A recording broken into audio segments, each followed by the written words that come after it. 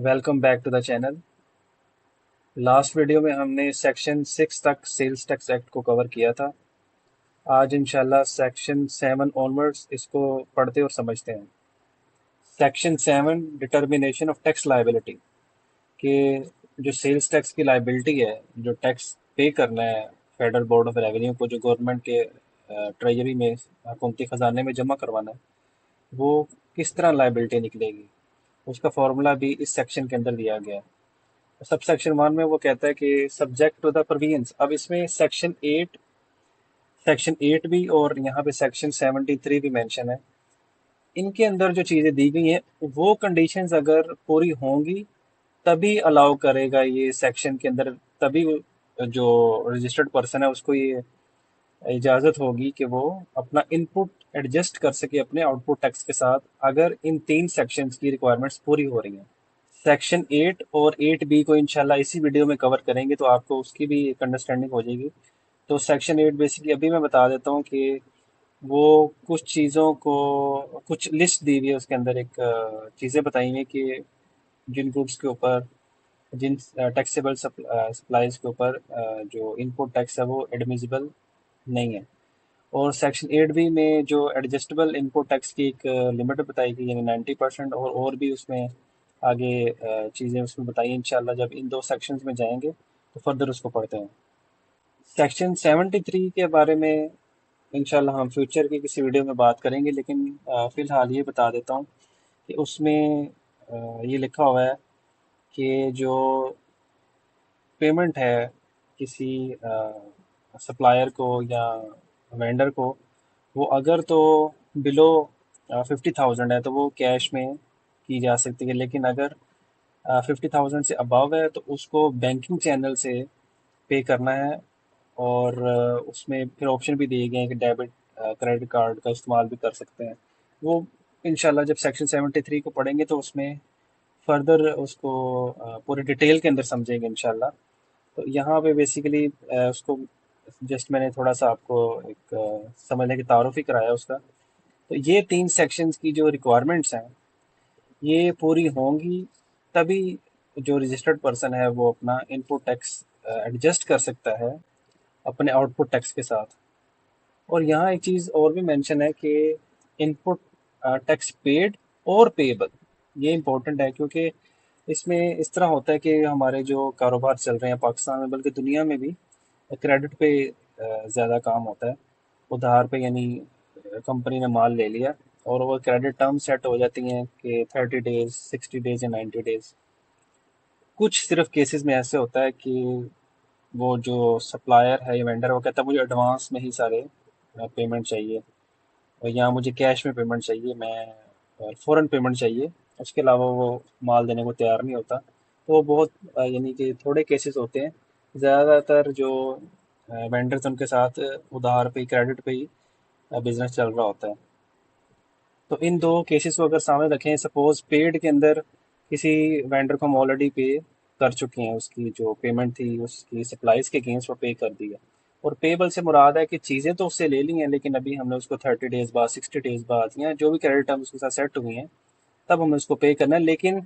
वो input tax, उसके against जो उसने इन्वॉइसेस दी हैं सेल्स टैक्स की, वो एडजस्ट किया जा सकता है। और यहाँ टैक्स पीरियड की भी बात हुई है। टैक्स पीरियड जैसे मैं ऑलरेडी बता भी चुका हूँ पिछली वीडियोस में, कि सेल्स टैक्स का जो टैक्स पीरियड होता है वो 1 मंथ होता है।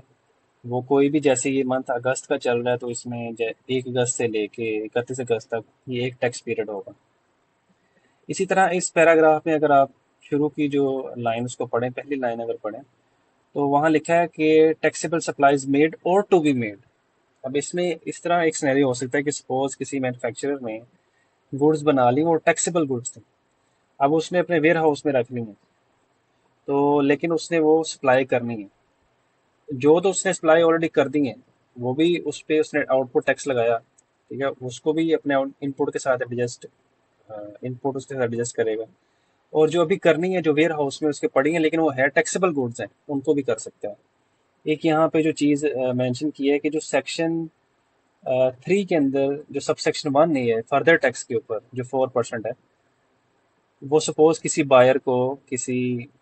सेलर ने लगा के दिया। अब इसमें दो केसेस थे, एक तो वो था जो अनरजिस्टर्ड है उसको भी लगेगा, और एक वो था जो रजिस्टर्ड तो है लेकिन वो इनएक्टिव हो गया अपनी नॉन कंप्लायंस की वजह से। तो वो ये नहीं कह सकता कि ये जो फर्दर टैक्स 4% लगे है वो भी इनपुट टैक्स है। वो इनपुट टैक्स नहीं है, वो उसको आउटपुट के अगेंस्ट एडजस्ट नहीं कर सकता। और सेक्शन 9 का हवाला यहाँ इसलिए दिया गया है कि सपोज सेक्शन 9 बेसिकली डेबिट और क्रेडिट नोट के हवाले से है कि बिजनेस में ये होता है कि गुड्स मंगवाई है अगर, तो लाजमी नहीं है कि हमेशा ऐसा हो कि उसमें कोई इश्यूज ना आए। तो इसलिए ये भी अलाउ किया गया लॉ के अंदर कि डेबिट या क्रेडिट नोट डाल दिया जाए ताकि वो जो इनवॉइस है एडजस्ट हो सके। सपोज कि किसी ने लाख रुपए का माल मंगवाया था और उसमें से 10,000 की चीज़ें ठीक नहीं निकली, तो वो बायर सेलर को 10,000 की चीज़ें वापस कर देगा। और बायर के लिए चूंकि वो इनपुट टैक्स था, वो उतने से अपना इनपुट टैक्स कम कर देगा। और सेलर के लिए वो आउटपुट टैक्स था, तो उतने से वो अपना आउटपुट टैक्स कम करेगा।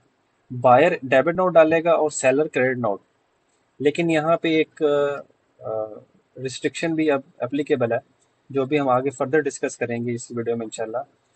थोड़ा सा उसको बता भी देता हूँ कि अब ये मैकेनिज्म है। लॉ में बेशक चीज़ें ये लिखी हुई हैं डिफरेंटली, लेकिन जो पोर्टल है इसका वहाँ पे ये है कि जो सप्लायर है वो खुद से अब क्रेडिट नोट यानी स्टैंड अलोन वो नहीं डाल सकता। वहाँ पे पहले बायर डेबिट नोट डालेगा तभी उसका पोर्टल उसको अलाउ करेगा कि वो भी क्रेडिट नोट डाल सके। इसलिए है कि टैक्स फ्रॉड से बचने के लिए जो ये चीज़ें की गई हैं कि लोग खुद से क्रेडिट नोट डाल के अपना आउटपुट टैक्स कम ना करें। और ज़ाहिर है जब आउटपुट टैक्स कम होगा तो लायबिलिटी भी कम निकलेगी, तो इसलिए उस चीज़ को रोकने के लिए ये चीज़ की गई है। दोनों तरफ से चीज़ें जब मैच करेंगी तभी सिस्टम फर्दर प्रोसेस को अलाउ करेगा। अब इस सब सेक्शन 1 के प्रोवाइजो में ये मेंशन है कि सपोज कि अगर रजिस्टर्ड पर्सन ने अगस्त का सपोज वो इनपुट टैक्स था, वो अगस्त के अंदर उसको एडजस्ट नहीं कर सका, तो उसका इनपुट टैक्स ज़ाया नहीं हुआ बल्कि वो अगले 6 महीने तक, जो यहाँ पे मेंशन भी है, 6 मंथ्स तक वो उसको लेके चल सकता है साथ, और आगे नेक्स्ट मंथ्स के अंदर उसको अपने आउटपुट के साथ एडजस्ट कर सकता है। हाँ, 6 माह के बाद फिर वो एक्सपायर हो जाएगा। फिर वो उसकी जो कॉस्ट है या जो एक्सपेंस है उसका पार्ट बन जाएगा। सब सेक्शन 2 ऑफ सेक्शन 7, इसमें ये लिखा हुआ है कि कोई भी रजिस्टर्ड पर्सन अपना input tax output tax deduct नहीं कर सकता अगर उसने कुछ शराइत पूरी नहीं की। मिसाल के तौर पे अगर तो टैक्सेबल सप्लाईज हैं और उसके अगेंस्ट उसने इनपुट टैक्स एडजस्ट करना है, तो उसके पास एक वैलिड सेल्स टैक्स इनवॉइस होनी चाहिए। और उस सेल्स टैक्स इनवॉइस के ऊपर इंडिविजुअल हो, एओपी हो या कंपनी हो, उसका रजिस्ट्रेशन नंबर वो भी मेंशन होना चाहिए। और अगर गैस या बिजली की सप्लाई की गई है, तो उस सूरत में उसके पास बिल होना चाहिए जिसके ऊपर उसका रजिस्ट्रेशन नंबर आ रहा हो, तो तभी वो उसके ऊपर इनपुट टैक्स को क्लेम कर सकता है। अब यहाँ इसके प्रोवाइजो में ये चीज़ मेंशन की गई है कि ये बेसिकली एक रिस्ट्रिक्शन है कि इन एडिशन टू अबव, ये मैंने हाईलाइट किया हुआ है कि जो बायर है, चाहे उसने ये थोड़ी चीज़ डिले भी करती है रिटर्न्स सबमिट करने के अंदर, कि अगर जो सप्लायर है उसने कंप्लाइंस नहीं की, इवन के बायर ने उसको पैसे दे भी दिए हैं, तब भी सप्लायर कंप्लाइंस नहीं कर रहा, तो जो बायर है वो भी अपना इनपुट टैक्स एडजस्ट नहीं कर सकता आउटपुट टैक्स के साथ। तो बेसिकली इन्होंने इसको वो सप्लाई चेन में जो एक पूरा फ्लो या प्रोसेस पूरा करने के लिए चीज़ की है कि सप्लायर भी वहाँ से पहले उसको डिक्लेयर करे और उसकी पेमेंट करे, कंप्लाइंस करे, तभी बायर उसका इनपुट लेगा। लेकिन ये चीज़ें कभी कभी बायर के लिए डिले, जो सेल्स टैक्स रिटर्न को सबमिट करने के लिए डिले का शिकार भी करती हैं। अगर इंपोर्टेड गुड्स हैं तो उसके पास बिल ऑफ एंट्री होना चाहिए, एक गुड्स डिक्लेरेशन जिसको मैंने लास्ट वीडियो में बताया था, कुछ जीडी भी बोलते हैं। और उसके ऊपर उसका सेल्स टैक्स रजिस्ट्रेशन नंबर यानी एसटीआरएन वो कस्टम से क्लियर होना चाहिए, यानी सारी duties each and everything paid है, इंपोर्ट स्टेज का सेल्स टैक्स पेड है, हर चीज़ पेड है। तो तब वो उसको अपने आउटपुट के साथ एडजस्ट कर सकता है। और अगर सपोज कि किसी ने ऑक्शन में कोई गाड़ी खरीदी है या कोई गुड्स खरीदी हैं ऑक्शन में, तो उसके पास ट्रेजरी चालान होना चाहिए, और उस ट्रेजरी चालान के ऊपर उसका नाम और उसका रजिस्ट्रेशन नंबर और सेल्स टैक्स की अमाउंट जो पेमेंट है वो भी शो हो रही है। तो तब वो उस का इनपुट टैक्स डिडक्ट कर सकता है आउटपुट टैक्स से। सबसेक्शन 3 ऑफ सेक्शन 7, इस सबसेक्शन में ये लिखा हुआ है कि बावजूद इसके कि जो चीज़ें सबसेक्शन 1 और 2 में मेंशन है, उनको ये जो सबसेक्शन 3 है ये ओवरराइड करेगा, और बोर्ड फेडरल मिनिस्टर से अप्रूवल लेने के बाद यहाँ पे एक वर्ड यूज़ हुआ है मे। तो वो क्या कर सकता है, अब उसके पास अख्तियार है कि वो स्पेशल ऑर्डर करे या ना करे, उस पर कोई ऑब्लिगेशन नहीं है। बोर्ड किसी रजिस्टर्ड पर्सन को अलाउ कर सकता है कि वो अपना इनपुट टैक्स डिडक्ट करे आउटपुट टैक्स से, जो आउटपुट टैक्स डिटरमिन हो चुका है या अभी फ्यूचर में डिटरमिन होना है। तो जैसे पहले भी बात हुई है कि अगर सपोज किसी मैन्युफैक्चरर ने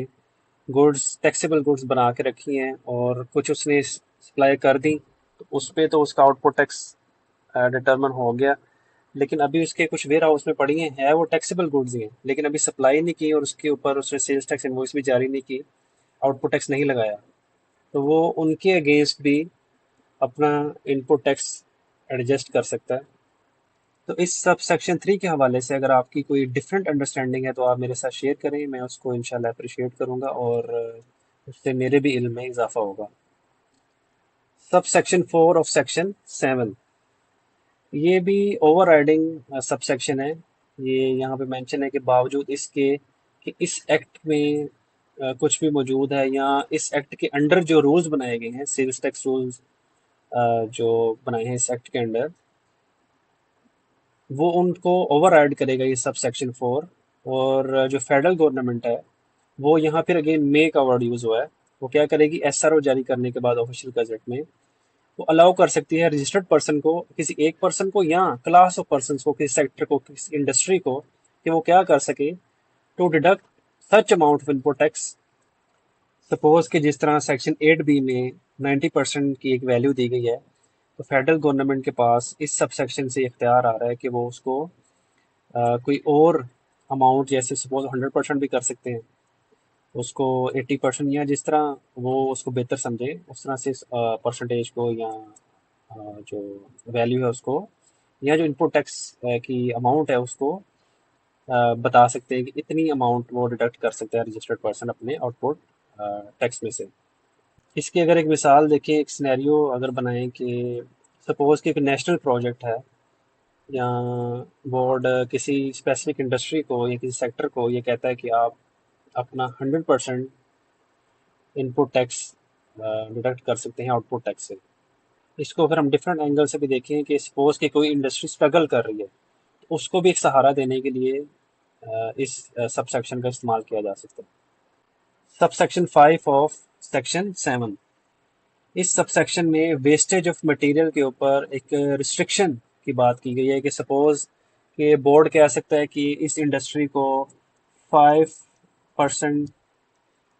तक वेस्टेज ऑफ मटेरियल अलाउ है, किसी दूसरी इंडस्ट्री को 8% वेस्टेज ऑफ मटेरियल अलाउ है। अब ये रिस्ट्रिक्शन लगाई क्यों गई है, ये इसलिए है कि सपोज केमिकल इंडस्ट्री है, वहाँ पे वेस्टेज ऑफ मटेरियल होता है, जो केमिकल है वो वेपोरेट होता है, या इसके अलावा जो इंडस्ट्रीज हैं जहाँ पे वेस्टेज ऑफ मटेरियल है, तो वो इंडस्ट्रीज ये ना करें कि बहुत ज़्यादा वेस्टेज शो कर दें, जबकि एक्चुअल में उन्होंने रॉ मटेरियल को फिनिश्ड गुड्स में कन्वर्ट कर लिया हो और उसको वेस्टेज ऑफ मटेरियल में शो करवा दें, और वो जो गुड्स सेल्स टैक्स नेट के थ्रू गुजरनी थी उनको वो इलीगली उसकी सेलिंग करें। अब उसका उनको एडवांटेज क्या होगा कि जब सेल टैक्स की अमाउंट नहीं डलेगी तो उनकी जो गुड की जो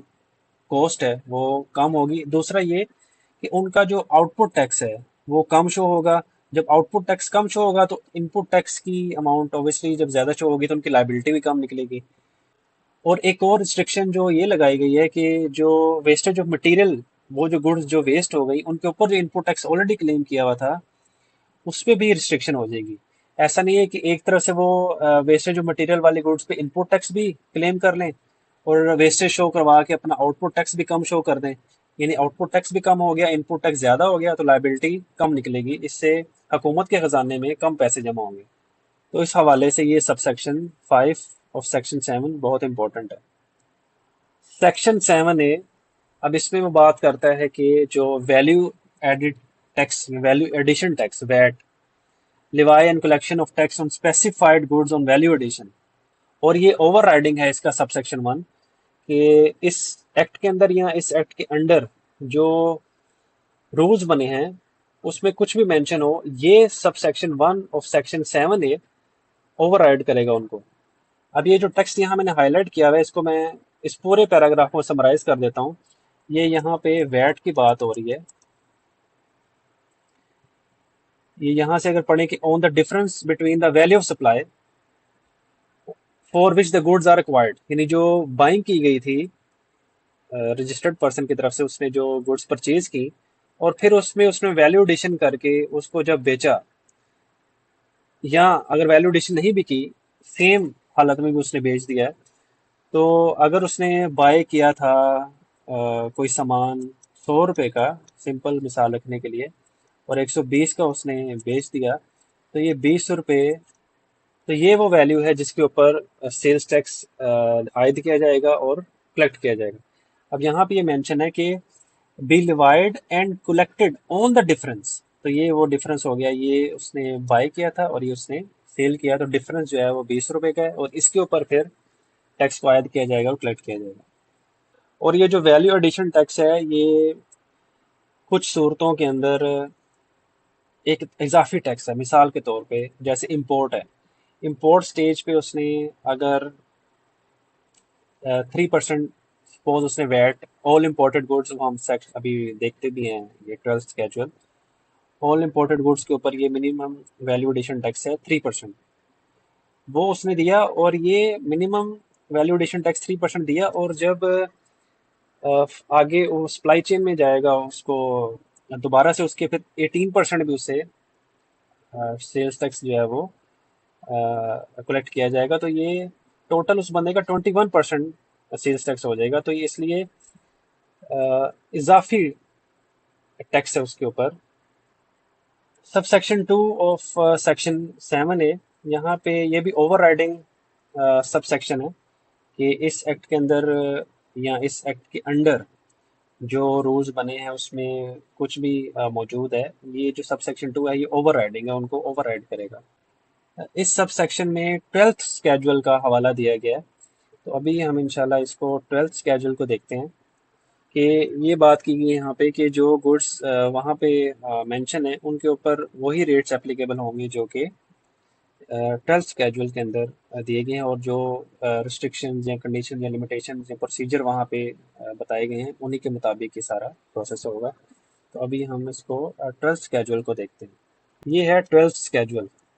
इसमें टेबल है, टेबल के पहले क्लॉज में ये मेंशन है ऑल इम्पोर्टेड गुड्स, और यहाँ पे जो आगे वर्डिंग लिखी हुई है to subject to exclusions as in conditions and procedure given after the table. तो अब इसमें परसेंटेज क्या रेट की 3% एड वैलोरम है। अब ये एड वैलोरम का मतलब मैं ऑलरेडी बता चुका हूँ, अकॉर्डिंग टू वैल्यू इसका मतलब होता है, यानी जितनी वैल्यू होगी उसके ऊपर वो 3% अप्लाई होगा अकॉर्डिंग टू वैल्यू।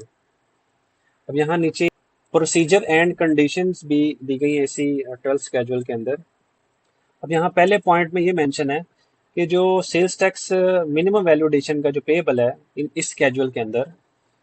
वो इंपोर्ट स्टेज पे उसको आयद किया जाएगा और कलेक्ट कर लिया जाएगा, और ये इन एडिशन टू है, यहाँ पे ये mention in addition to the tax chargeable under section 3, यानी वो जो स्टैंडर्ड रेट है 18% वो तो पे करना ही है उसने, ये एक समझ लें इजाफी उसके ऊपर टैक्स है 3%, तो ये टोटल उसका फिर 21% सेल्स टैक्स है। अभी ऊपर भी मैंने ये मेंशन किया था कि कुछ सूरतों में टैक्स 21% पे करना पड़ेगा, और उसमें एक जो सूरत वो ये है कि इंपोर्ट का जो केस है उसमें उसने 3% वैल्यू एडिशन टैक्स तो देना ही है इंपोर्ट स्टेज पे, और फिर बाद में जो स्टैंडर्ड रेट उसने देना है 18%, वो भी उस पर एप्लीकेबल है। अब यहाँ पे कुछ एक्सेप्शंस भी दी गई हैं, कह लें एग्जम्पशंस दी गई हैं कि जो वैल्यू एडिशन टैक्स है वो एप्लीकेबल नहीं होगा कुछ केसेस के अंदर, और वो केसेस कौन से हैं? रॉ मटेरियल और मशीनरी इंपोर्ट की गई है, लेकिन वो किस मकसद के लिए इस्तेमाल होनी चाहिए? मैन्युफैक्चरर ने मंगवाई है और उसको इन हाउस कंजम्पशन यानी उससे वो आगे फर्दर गुड्स बनाने के लिए अपनी प्रोडक्शन में इस्तेमाल करेगा, उसको आगे सेल नहीं करेगा। तो उस सूरत में उसको वैट नहीं लगेगा, वैल्यूडेशन टैक्स जो 3% है। हाँ, इसमें फर्दर फिर एग्जाम्पशंस दी गई हैं कि इसमें ये कंप्रेसर स्क्रैप, मोटर स्क्रैप और ये चीज़ें शामिल नहीं है। एक फर्दर पैराग्राफ भी ऐड किया गया है इस पॉइंट के अंदर फाइनेंस एक्ट 2026 में। यहाँ ये मेंशन है कि सपोज कि उसने वो गुड्स मंगवा ली, इंपोर्ट कर ली, तो उसने इन हाउस कंजम्पशन में इस्तेमाल करने के बजाय एज इट इज़ आगे बेच दी, तो उस केस में उसने 3% वैल्यू एडिशन टैक्स तो देना ही देना है, फिर डिफॉल्ट सरचार्ज भी देना है। डिफॉल्ट सरचार्ज इसलिए कि हो सकता है कि उसने ये कहा हो कि मैं ये इन हाउस कंज्यूम करूंगा, लेकिन इन हाउस कंज्यूम करने के बजाय उसने आगे as it is same condition में उसको बेच दिया, तो उस सूरत में उस पर फिर 3% तो उसने वैल्यू एडिशन टैक्स देना ही देना है, डिफॉल्ट सरचार्ज भी लगेगा। दूसरे पॉइंट में ये मेंशन है कि जो पेट्रोलियम प्रोडक्ट्स हैं जो इंपोर्ट की हैं लाइसेंस्ड ऑयल मार्केटिंग कंपनीज ने for sale in the country, तो उन पे भी वैल्यू एडिशन टैक्स नहीं लगेगा, 3% वैट नहीं लगेगा। तीसरे पॉइंट में ये मेंशन है कि अगर कोई रजिस्टर्ड सर्विस प्रोवाइडर है, उसने गुड्स इंपोर्ट की अपने इन हाउस बिजनेस यूज के लिए ताकि वो आगे टैक्सेबल एक्टिविटी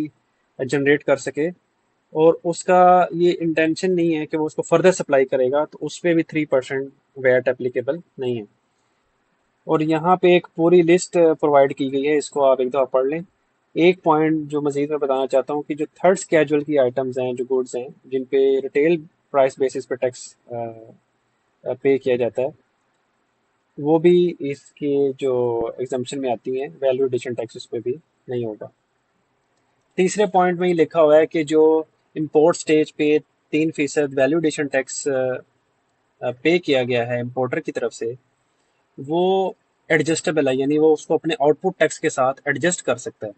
और अगर कोई एक्सेस है इनपुट टैक्स का, तो वो कैरी फॉरवर्ड हो जाएगा as per the provisions of section 10, जो अभी हमने इंशाल्लाह पढ़ना भी है। चौथे पॉइंट में ये लिखा हुआ है कि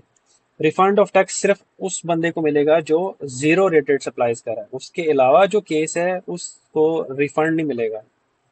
पांचवें पॉइंट में ये लिखा हुआ है कि अगर कोई रजिस्टर्ड पर्सन इंपोर्ट भी करता है और उसकी लोकल भी परचेज है, तो उस केस में क्या होगा कि जो रिफंड है वो उसको जो इंपोर्ट के ऊपर उसने टैक्स पे किया है उसके अगेंस्ट नहीं मिलेगा, बल्कि वो कैरी फॉरवर्ड होगा। सपोज कि कोई शख्स जीरो रेटेड सप्लाईज कर रहा है पाकिस्तान के अंदर और उसने इंपोर्ट भी किया है, तो उन जीरो रेटेड सप्लाईज के अगेंस्ट जो लोकल परचेजेस पे उसका इनपुट टैक्स है वो तो उसको रिफंड मिल जाएगा, लेकिन जो इंपोर्ट के ऊपर उसने टैक्स पे किया है वो उसमें रिफंड के एप्लीकेशन में ऐड नहीं कर सकता, बल्कि वो माइनस करेगा उसमें से, उस वैल्यू में से। और जो इंपोर्ट के ऊपर टैक्स पे किया गया सेल्स टैक्स, वो उसको कैरी फॉरवर्ड कर सकता है, जो सेक्शन 10 के अंदर लिखा हुआ है 6 मंथ्स तक वो उसको कैरी फॉरवर्ड कर सकता है। लास्ट पॉइंट जो ऐड किया गया है फाइनेंस एक्ट 2026 में, इसमें ये मेंशन है कि जो वैसे तो वैल्यू एडिशन टैक्स 3% है, लेकिन यहाँ पे इनको रियायत दी गई है, ये 1% वैल्यू एडिशन टैक्स पे करेंगे अगर किसी ने सपोज कोल इंपोर्ट किया है, लेकिन कंडीशन भी है कि वो कोल इंडिपेंडेंट पावर प्रोड्यूसर्स आईपीपीज को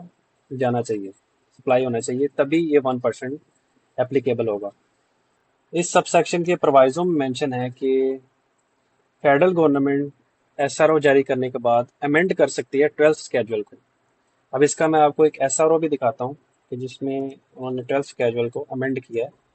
ये पुराना एसआरओ है, ये जस्ट आपको मैं रेफरेंस के लिए दिखा रहा हूँ, हो सकता है इन्होंने बाद में मजीद इसको अमेंड कर दिया हो। ये एसआरओ का नंबर है और इसमें हवाला दिया गया है सेक्शन 7A का, और सब सेक्शन 2 का। और इसमें उन्होंने अमेंड किया है 12th स्केड्यूल को, यहाँ पे जैसे further amendments shall be made in the 12th schedule. और इसी एसआरओ के ज़रिए वो जो अभी मैंने आपको बताया कि थर्ड स्केड्यूल की जो गुड्स हैं वो शामिल नहीं होंगी वैल्यू एडिशन टैक्स के अंदर, वो ये इसके अंदर अमेंड करके उन्होंने मेंशन किया था यहाँ पर। Section 8 tax credit not allowed, यानी किन केसेस में इनपुट टैक्स का क्रेडिट नहीं मिलेगा, वो इनएडमिसिबल हो जाएगा। तो सब सेक्शन 1 में basically over riding sub section है, उसमें ये लिखा हुआ है कि कुछ भी इस एक्ट में मौजूद है रजिस्टर्ड पर्सन को क्लेम नहीं मिलेगा इनपुट टैक्स के अगेंस्ट, और वो किन सूरतों में नहीं मिलेगा, ये फर्दर इसके फिर क्लॉजेस लिखे हुए हैं। क्लॉज ए में है कि गुड्स या सर्विसेज, वो गुड्स या सर्विसेज जो कि टैक्सेबल सप्लाईज के अलावा हैं, यानी किसी और मकसद के लिए, मिसाल के तौर पे ये एग्जेम्प्ट सप्लाईज भी हो सकती हैं, या फॉर पर्सनल यूज़ अगर कोई सप्लाईज हैं तो उन पे इनपुट टैक्स इनएडमिसिबल हो जाएगा। क्लॉज बी में अगर कोई गुड्स या सर्विसेज हैं जो कि फेडरल गवर्नमेंट एसआरओ के ज़रिए स्पेसिफाई कर देती है कि इन गुड्स के ऊपर टैक्स जो है इनएडमिसिबल है, जैसे इसका भी एक एसआरओ मैं आपको दिखाता हूँ। ये एसआरओ है, ये काफ़ी पुराना एसआरओ है 2004 का, ये इसका नंबर है। और इसमें इन्होंने मेंशन किए हैं कि input tax shell not be claimed किसके अगेंस्ट, व्हीकल्स और food beverages, garments, fabrics, gifts and give away. तो ये पुराना एसआरओ है, इसको अमेंड भी किया होगा बाद में इन्होंने, जैसे इसने पहले जो एसआरओ था 5700 उसको सुपरसीड किया, यानी उसकी रिप्लेसमेंट में आया था। तो जस्ट ये आपको एक मिसाल दिखाई है, एक फॉर रेफरेंस ये चीज़ आपको शो की है। क्लॉज सी, वो गुड्स जो कि सब सेक्शन 5 ऑफ सेक्शन 3 में, अब ये सब सेक्शन 5 ऑफ सेक्शन 3 में ये मेंशन है कि जो एक्स्ट्रा टैक्स की बात की है कि जो स्टैंडर्ड रेट से ज़्यादा नहीं हो सकता, वो गुड्स उसको इनपुट टैक्स तस्वुर करके उसको क्लेम नहीं किया जा सकता। ये है सब सेक्शन 5 ऑफ सेक्शन 3। यहाँ मेंशन है tax at such extra rate और अमाउंट नॉट एक्सीडिंग 18%। तो इन गुड्स के ऊपर भी इनपुट टैक्स एडमिसिबल नहीं है। क्लॉज सी ए, अगर सप्लायर ने हुकूमत के ख़जाने में टैक्स जमा नहीं करवाया तो बायर उसका इनपुट टैक्स क्लेम नहीं कर सकता, यानी अगर सप्लायर ने कंप्लाइंस नहीं की तो उसका इम्पैक्ट बायर पे भी आएगा। क्लॉज सी ए, इसके अंदर एक वर्ड मेंशन है क्रेस्ट, ये एब्रीविएशन है computerised risk based evaluation of sales tax. ये एफबीआर का ऑटोमेटेड सिस्टम है। अब इसका पर्पस क्या है, यहाँ पे मैंने एक एफबीआर के ऑफिशियल वेबसाइट से ही ओपन किया है, इसको आप एक दफ़ा पढ़ लीजिएगा सारा। ये क्रेस्ट यहाँ पे जैसे ये मेंशन है computerised risk based evaluation of sales tax CREST. अब ये करता क्या, ये सॉफ्टवेयर है जो कि चेक करता है information monthly sales tax returns में, इंपोर्ट एक्सपोर्ट डाटा चेक करता है, क्रॉस मैच करता है फॉर एवरी रजिस्टर्ड पर्सन। मिसाल के तौर पे अगर परचेजेस की गई हैं और उसके अगेंस्ट इनपुट टैक्स एडजस्ट किया गया, लेकिन वो इनपुट टैक्स वेरीफाइबल नहीं है सप्लाई चेन में, और क्रेस्ट ने उसको जब वेरीफाई करने की कोशिश की, यानी सपोज के सेल्स टैक्स इनवॉइस दोनों एंड से जो चीज़ें अपलोड की गई थी, बायर और सप्लायर के एंड से, उनमें डिस्क्रिपेंसी है, कोई तजाद है या कोई अनोमली है, कोई बेजाब्तगी है, तो उन चीज़ों को ये क्रेस्ट सिस्टम कैप्चर करता है। और अगर क्रेस्ट ने कुछ चीज़ें कैप्चर की हैं और डिस्क्रिपेंसी शो की है तो उसका ऑटोमेटिक अलर्ट भेजेगा रजिस्टर्ड टैक्स पेयर्स को, और वो टैक्स पेयर्स इसका ऑनलाइन ही जवाब भी दे सकते हैं, लेकिन इसमें फिजिकली ऑफिस विजिट करके क्लैरिफिकेशन देने या डॉक्यूमेंट्स प्रोवाइड करने का ऑप्शन भी मौजूद है। क्लोज डी, फेक इनवॉइसेस, जाली परचेज इनवॉइसेस के अगेंस्ट इनपुट टैक्स जो क्लेम किया जाएगा वो भी इनएडमिसिबल हो जाएगा, और ये चीज़ टैक्स फ्रॉड में भी आती है। क्लोज ई, इस क्लोज में ये मेंशन है कि जो परचेजेज की हैं रजिस्टर्ड पर्सन ने और बोर्ड उनके बारे में कोई इन्फॉर्मेशन मांगता है सब सेक्शन 5 और सेक्शन 6 के अंडर, ये इसी एक्ट का सेक्शन है 26, ये मैं आपको दिखाता हूँ, ये है सब सेक्शन 5 ऑफ सेक्शन 26। यहाँ पे ये मेंशन है कि बोर्ड रिक्वायर कर सकता है ऑफिशियल नोटिफिकेशन एसआरओ जारी करने के बाद किसी एक पर्सन से या एक से ज्यादा पर्सन उनसे वो रिक्वायर कर सकता है इंफॉर्मेशन किसके बारे में, गुड्स के बारे में, या किसी खास एक क्लास ऑफ गुड्स के बारे में वो इंफॉर्मेशन मांग सकता है। वो जो इन्फॉर्मेशन मांग सकता है उसमें समरी एंड डिटेल होगी, इंपोर्ट्स जो किए हैं उसके बारे में, लोकल परचेजेस या जो सप्लाईज किए हैं किसी एक टैक्स पीरियड या एक से ज्यादा टैक्स पीरियड्स के अंदर, और वो फॉर्मेट भी बता सकता है कि उसको किस फॉर्मेट में डाटा चाहिए। क्लोज ई के मुताबिक अगर बोर्ड ने जो इन्फॉर्मेशन मांगी थी, जो डॉक्यूमेंट्स मांगे थे इंपोर्ट्स के हवाले से या लोकल परचेजेस या सप्लाईज के हवाले से, वो अगर प्रोवाइड नहीं किए रजिस्टर्ड पर्सन ने, तो तब भी उनका जो इनपुट टैक्स है वो इनएडमिसिबल हो जाएगा। क्लोज एफ, अब यहाँ दो मैंने वर्ड्स हाईलाइट किए हुए हैं, नॉट रिलेटेड। इसकी मिसाल ऐसे है कि अगर कोई कंपनी शूज बनाती है तो उनका जो मेन जो रॉ मटेरियल है वो चमड़ा होगा, लेकिन अगर चमड़े के अलावा कोई वो गुड्स या सर्विसेज लेते हैं, मिसाल के तौर पे उनकी फैक्ट्री में जहाँ पे वो शूज़ बनते हैं, चमड़ा तो आता ही है, वो डायरेक्ट गुड्स हैं, डायरेक्ट रॉ मटेरियल है। उसके अलावा वहाँ पे एक किचन भी है जो वहाँ एम्प्लॉयज़ काम करते हैं, उनके लिए चाय बनती है, या कुछ कंपनीज जो हैं वो सब्सिडाइज्ड फूड भी देती हैं या फ्री ऑफ कॉस्ट फूड भी प्रोवाइड करती हैं। तो वो उसके लिए जो सामान आएगा, अब वो रिलेटेड तो नहीं है बिजनेस की डायरेक्ट टैक्सेबल सप्लाईज के साथ। बेशक वो एम्प्लॉयज उसी फैक्ट्री में काम करके शूज ही बनाएंगे, लेकिन वो जो चीजें हैं वो डायरेक्टली रिलेटेड नहीं है टैक्सेबल सप्लाईज बनाने के अंदर, वो शामिल नहीं होंगी, इसलिए उनके ऊपर भी इनपुट टैक्स एडमिसिबल नहीं होगा। क्लॉज जी, अगर गुड्स या सर्विसेज ली गई हैं पर्सनल कंजम्पशन के लिए या नॉन बिजनेस कंजम्पशन के लिए, तो उस पे भी इनपुट टैक्स इनएडमिसिबल होगा। क्लॉज एच, इस क्लॉज में कुछ गुड्स बताई गई हैं जिनके ऊपर इनपुट टैक्स क्लेम नहीं किया जा सकता, और साथ ही कुछ एक्सेप्शंस भी बताई हैं। जैसे यहाँ मेंशन है गुड्स यूज्ड इन, या अगर वो परमानेंटली अटैच्ड हैं किसी इमूवेबल प्रॉपर्टी में, जैसा कि कोई बिल्डिंग हो सकती है, such as building and construction materials, paints, electrical and sanitary fittings, pipes, wires and cables. लेकिन इसमें एक्सेप्शंस के हैं, अगर कोई ये चीज़ें एक्वायर करता है सेल पर्पजेज के लिए, उसका काम है कि वो चीज़ें खरीद के ये वाली जो ऊपर मेंशन है उनको बेचता है,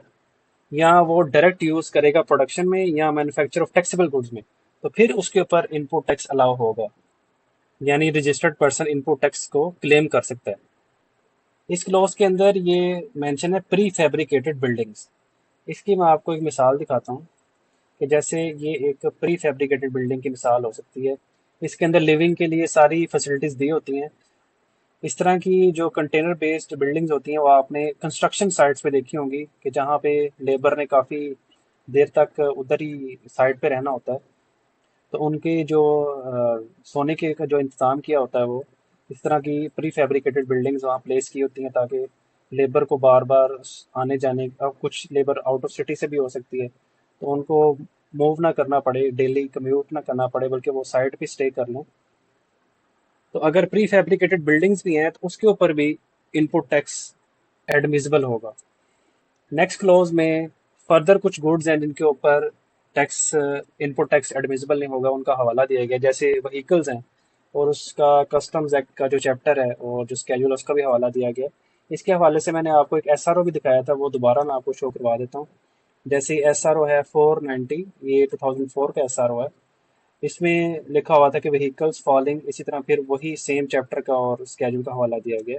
तो इनके ऊपर भी क्या होगा, input tax shell not be claimed. इसके अलावा अगर उस व्हीकल के पार्ट्स हैं, कोई इलेक्ट्रिकल या गैस अप्लाइंसेज हैं, फर्नीचर फर्निशिंग्स हैं, ऑफिस इक्विपमेंट है, हाँ इसमें एक एक्सेप्शन भी है, जैसे इलेक्ट्रॉनिक कैश रजिस्टर है। अगर आप किसी बड़े कैश इन कैरी पे गए हैं, जो मेरी ऑब्जर्वेशन के मुताबिक वो कैशियर के पास एक्सेस नहीं होता कि वो उस कैश रजिस्टर को ओपन कर सके, वो मैनेजर को कहता है और मैनेजर के पास वो पासवर्ड होता है, वो पासवर्ड लगाता है, तो फिर उसके बाद उसमें वो उसको कैशियर जो है उसको ओपन कर सकता है और फिर उसमें से चेंज लेके तो कस्टमर को देता है।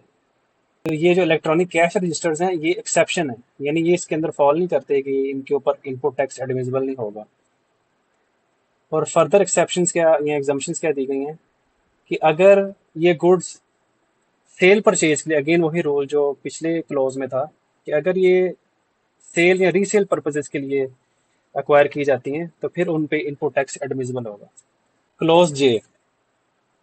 प्रोविंशियल सेल्स टैक्स लॉज में कुछ रिड्यूस रेट्स भी ऑफर किए गए हैं। जैसे मैं अगर पंजाब की मिसाल दूं तो उसमें स्टैंडर्ड रेट तो 16% है और एक 15% भी है जो लॉजिस्टिक्स के हवाले से है। वो 5% टैक्स का जो रिड्यूस रेट है वो भी मौजूद है उस लॉ के अंदर। अगर उनका सेल्स टैक्स जो प्रोविंस का सेल्स टैक्स लॉ है उसमें देखें तो आगे मेंशन होता है टेबल में कि विदाउट इनपुट टैक्स एडजस्टमेंट। तो इस क्लॉज में ये लिखा हुआ है कि अगर कोई इनपुट टैक्स बार्ड है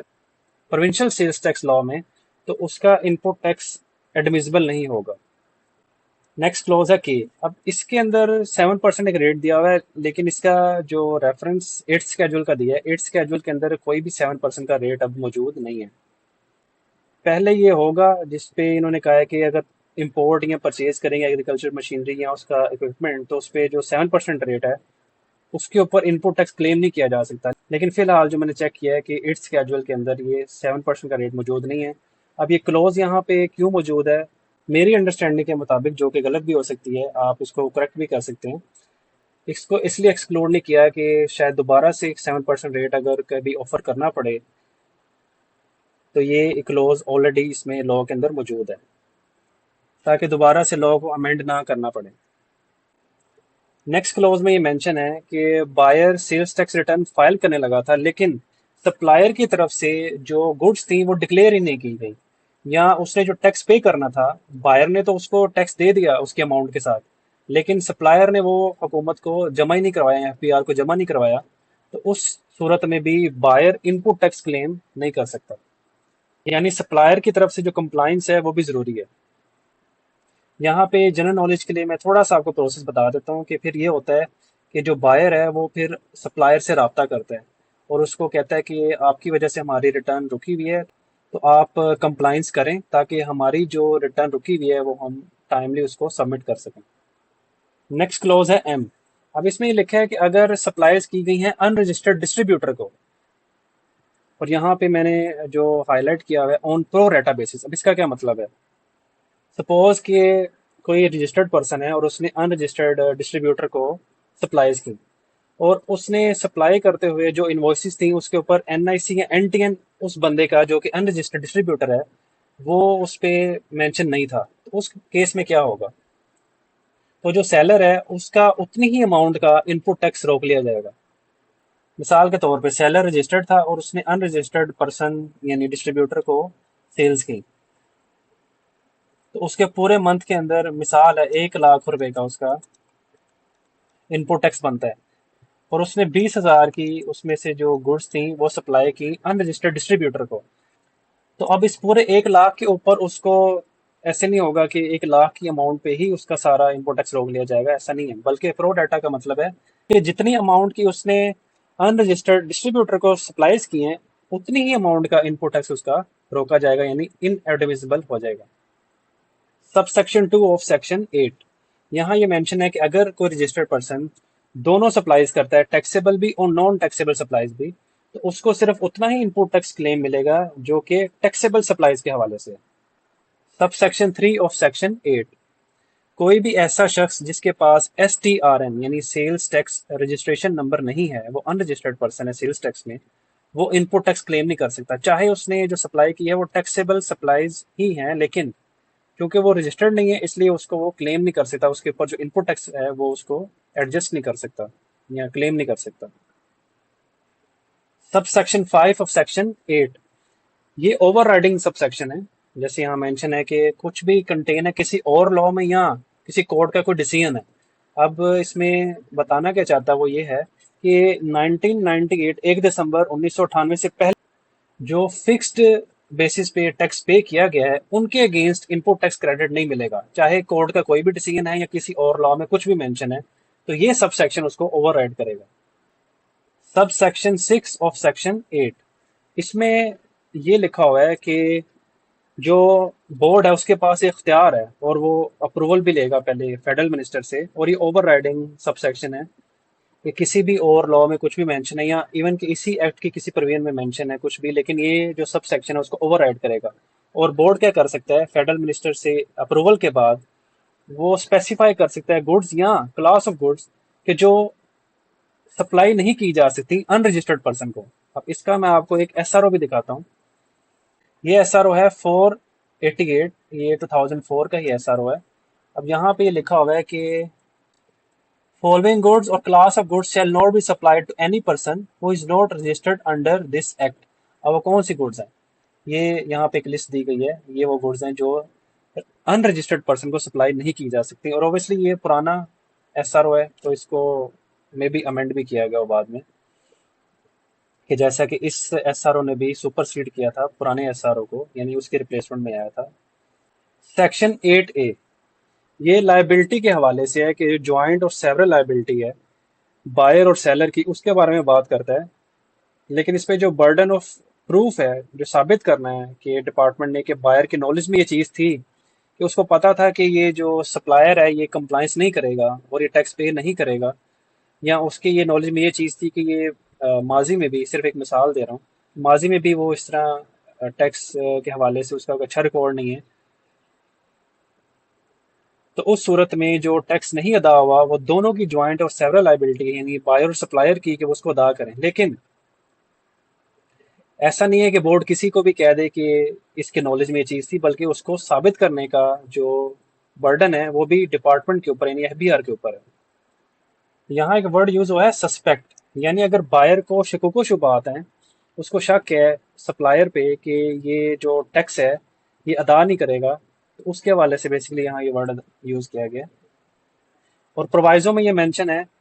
कि बोर्ड के पास अगेन इख्तियार है, वो नोटिफिकेशन जारी करेगा एसआरओ, तो उसके बाद उसके पास ये इख्तियार है कि वो एग्जेम्प्ट कर सकता है किसी ट्रांजैक्शन या एक से ज़्यादा ट्रांजैक्शंस को इस सेक्शन की प्रोविजन से। Section 8B adjustable input tax, इसका सब सेक्शन 1 ओवर राइडिंग है, यानी इस एक्ट में कुछ भी मौजूद है, रजिस्टर्ड पर्सन क्या कर सकता है कि वो 90% तक इनपुट टैक्स को एडजस्ट कर सकता है अपने आउटपुट टैक्स के साथ। और उसको ये अलाउ नहीं है कि वो 90% का जो यहाँ पे सेट किया गया है, एक लिमिट सेट की गई है, इससे ज़्यादा इनपुट टैक्स को एडजस्ट करें। इस सब सेक्शन के पहले प्रोवाइजो में ये मेंशन है कि जो रिस्ट्रिक्शन है ये 90% वाली, ये इस केस में एप्लीकेबल नहीं होगी अगर कैपिटल गुड्स हैं, कोई फिक्स्ड एसेट्स हैं, ये कैपिटल गुड्स हैं, तो उस सूरत में ये 90% की जो एक लिमिटेशन है ये एप्लीकेबल नहीं होगी। मिसाल के तौर पे कोई मशीनरी खरीदी है, तो वो फिक्स्ड एसेट है और उसके ऊपर 100% भी अलाउ कर सकता है एफबीआर। सेकंड प्रोवाइजो में ये लिखा हुआ है कि बोर्ड क्या कर सकता है, कि उसके पास ये इख्तियार है कि वो एसआरओ जारी करे और किसी एक पर्सन को या एक से ज़्यादा पर्सन्स को इस सब सेक्शन के दायरा इख्तियार से वो एक्सक्लूड भी कर सकता है। यानी अगर वो चाहे तो किसी को 100% अलाउ कर दे कि आप 100% इनपुट टैक्स एडजस्ट कर लें अपने आउटपुट टैक्स के साथ। जैसे इसकी मिसाल ये हो सकती है कि कोई नेशनल प्रोजेक्ट है, या किसी सेक्टर को या इंडस्ट्री को सहारा देना है, तो उस सूरत में एफबीआर इस दायरा अख्तियार से उनको निकाल सकता है कि जो 90% की लिमिटेशन फिर उन पर अप्लाई नहीं होगी। ये एक नया प्रोवाइजो ऐड किया गया है फाइनेंस एक्ट 2026 में। यहाँ ये मेंशन है कि बोर्ड बढ़ा भी सकता है लिमिट को या कम भी कर सकता है, इनकी अगर तो रजिस्टर्ड पर्सन कंप्लाइंस करता है या उसकी नॉन कंप्लाइंस, यानी उसकी बेस के ऊपर वो अगर तो कंप्लाइंट है तो उसकी जो लिमिट लिमिट है उसको बढ़ा सकता है, या अगर कोई नॉन कंप्लाइंट है तो उसकी लिमिट को कम कर सकता है। अब उनको कंप्लाइंट किसके साथ होना है, यानी प्रोडक्शन मॉनिटरिंग है, डिजिटल इनवॉइसिंग है, एपीडीटी है, पॉइंट ऑफ सेल है, तो इन इन सारी चीज़ों को अगर वो इम्प्लीमेंट करते हैं, इंटीग्रेट करते हैं, तो फिर बोर्ड के पास ये इख्तियार है कि वो उनकी जो लिमिट है वो उसको इनहेंस भी कर सकता है। Sub section 2 of section 8B। अब इस सब सेक्शन में ये लिखा हुआ है कि जो रजिस्टर्ड पर्सन को ये अलाउ किया गया था कि वो अपना बाकी का जो इनपुट टैक्स है वो उसको एडजस्ट करे अपकमिंग जो बाकी जो मंथ्स हैं, सब्सिक्वेंट जो मंथ्स हैं, 6 मंथ्स तक वो उसको कैरी फॉरवर्ड कर सकता है,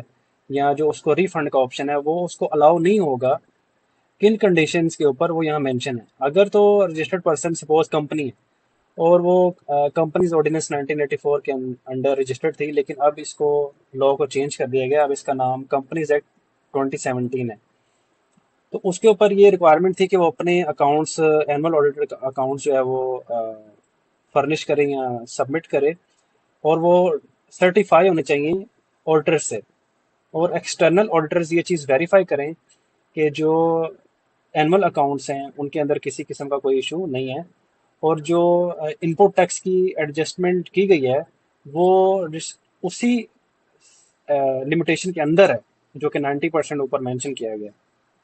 और अगर एक कंपनी के अलावा कोई, जैसे कोई इंडिविजुअल है, एओपी है दूसरे, तो उनका उन केसेस में क्या होगा कि वो फिर जो बोर्ड स्पेसिफाई करेगा कंडीशंस या रिस्ट्रिक्शंस, उसके हवाले से उनके साथ ट्रीटमेंट होगा।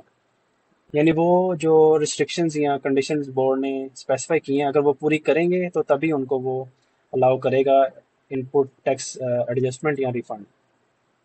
सब सेक्शन 3 ऑफ सेक्शन 8 बी, इसमें ये लिखा हुआ है कि जो एडजस्टमेंट या रिफंड मिलना है रजिस्टर्ड पर्सन को, वो ईयरली बेसिस पे मिलेगा और दूसरे मंथ में मिलेगा। मिसाल के तौर पे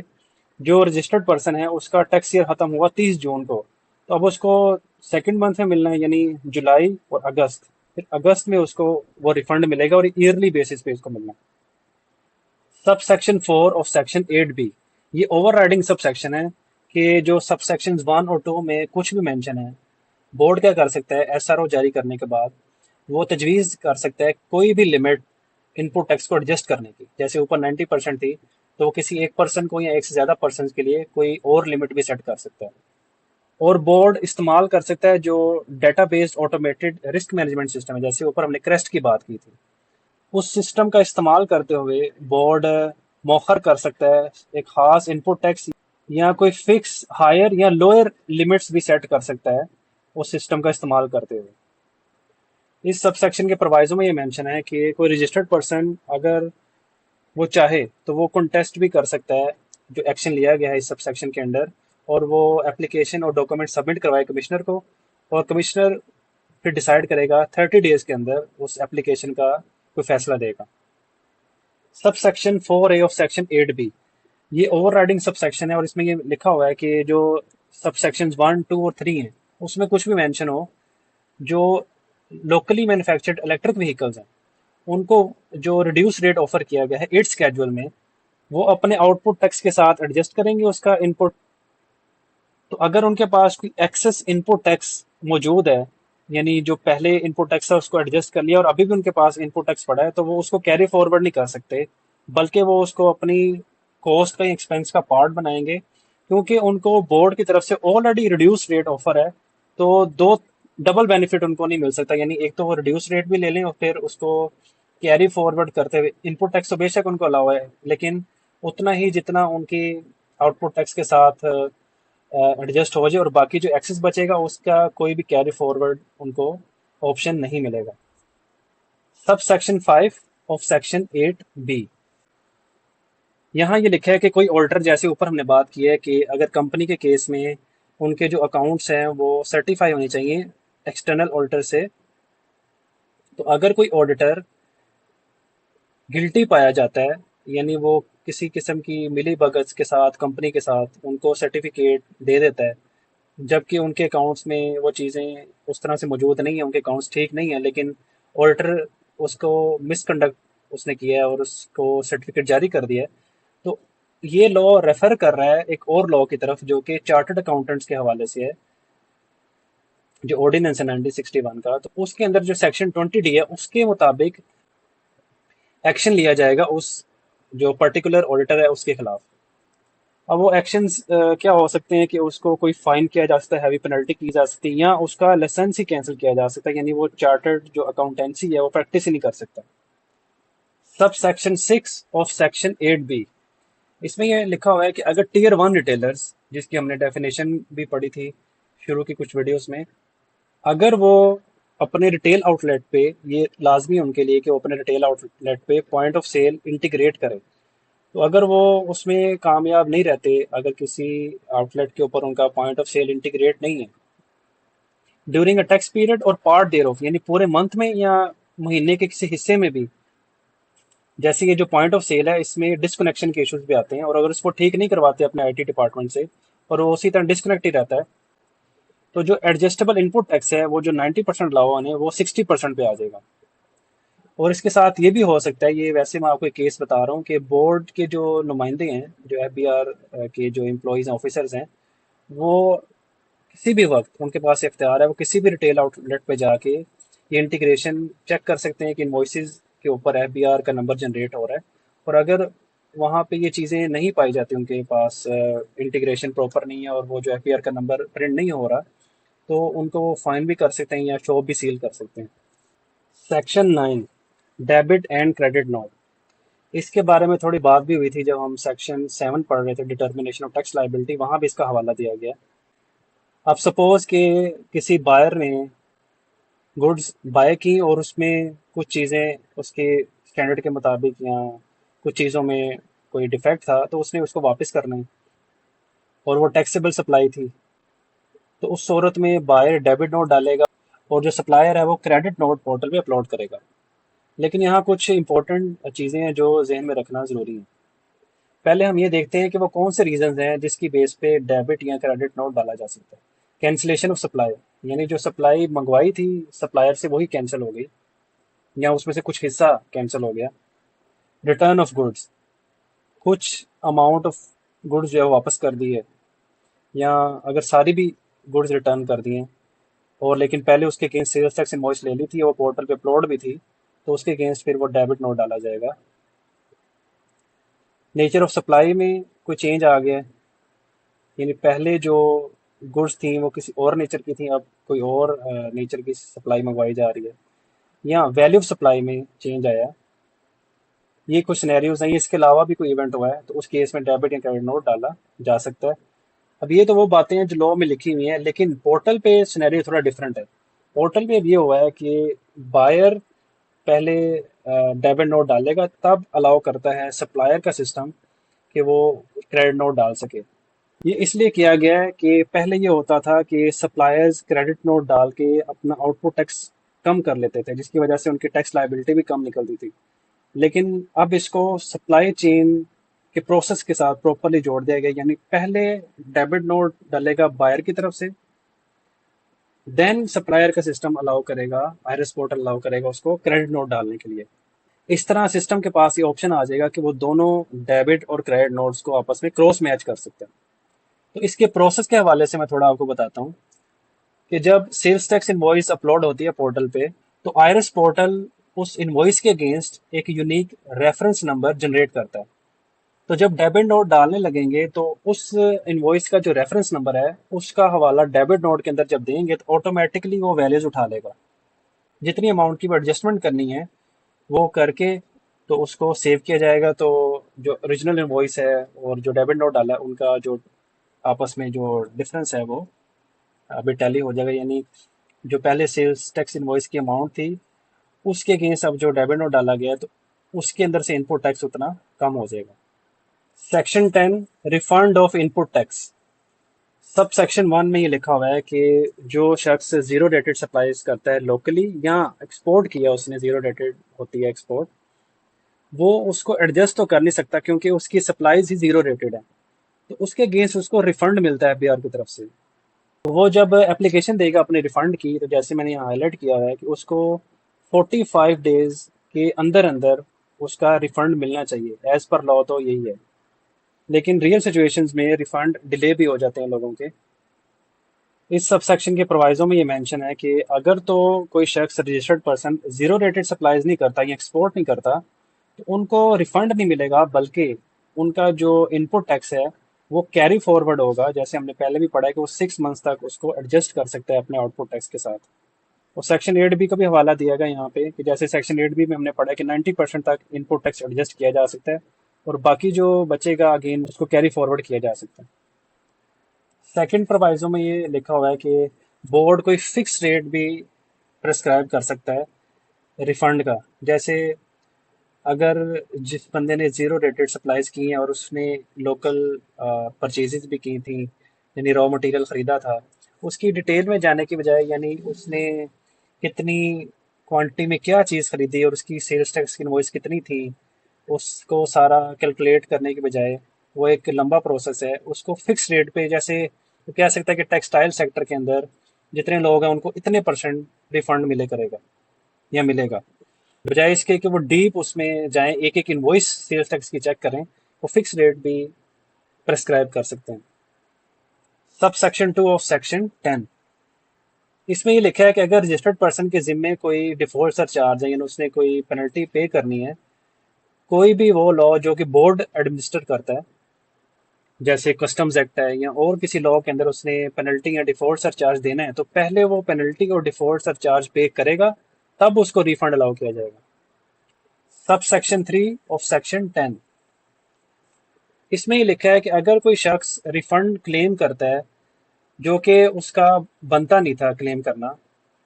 तो उसके खिलाफ इंक्वायरी की जाएगी और उसका जो